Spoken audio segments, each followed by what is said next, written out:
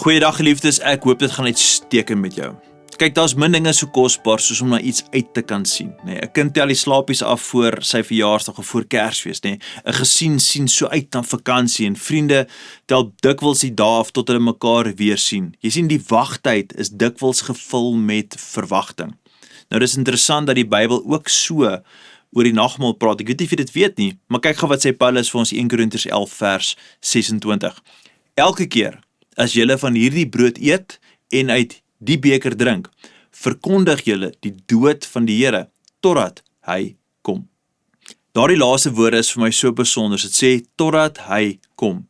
Met elke nagmaal, ons kyk ons terug, ons onthou die kruis, ons onthou die oop graf, ons onthou die prys wat Jesus vir ons betaal het, maar ons kyk nie net terug nie, ons kyk ook vorentoe.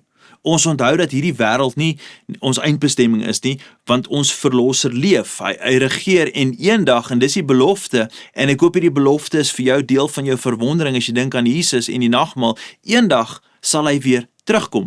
Daarom is die nagmaal nie net 'n herinnering aan wat Jesus vir ons gedoen het nie, dit is ook 'n verklaring van wat ons glo. Ons glo dat Jesus Christus gekom het, ons glo dat Christus opgestaan het, en ons glo dat Christus weer sal kom.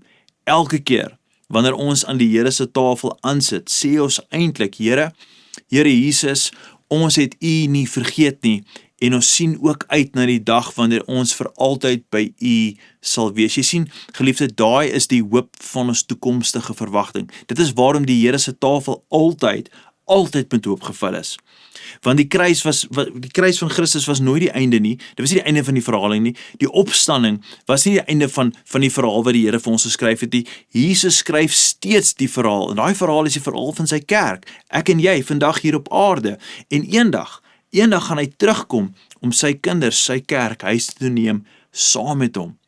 As ek môre aan die Here se tafel aansit, en jy by jou gemeente of by ons by Beleef, dan doen ek dit met die verwagting dat Jesus leef, regeer en weer sal kom. En ek hoop môre wanneer jy aansit by die tafel van die Here, dat jy met daai selfde verwagting sal kom, dat die Here is die een wat nog steeds leef en nog steeds gaan terugkom. Ek hoop jy sal kom met verwondering, met dankbaarheid en met die hoop dat Christus weer gaan terugkom. Ek hoop daai dinge sal jou vul môre wanneer jy die nagmaal gebruik. Ek hoop ook hierdie week se oordeenkings het vir jou gestimuleer om net anders te dink oor die nagmaal. Dat dit net vir ons 'n lukraak sal wees, net nog 'n ding wat ons doen, of ons gaan deur emotions nie, maar dat ons werklik opnuut sal besef dat die nagmaal is iets wat ons nie net belyn met Christus nie, maar dit bring verwondering in ons harte. Kom ons bid saam. Hemelse Vader, so baie dankie vir die genade oor ons lewens, en dankie dat ons U kan ken.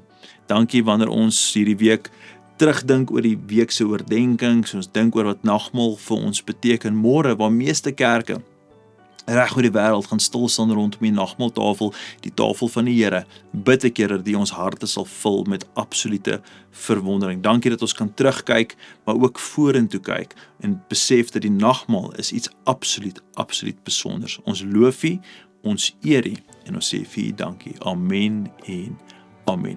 Geliefde, ek sien julle môre op hierdie platform. Skakel asseblief saam met ons in.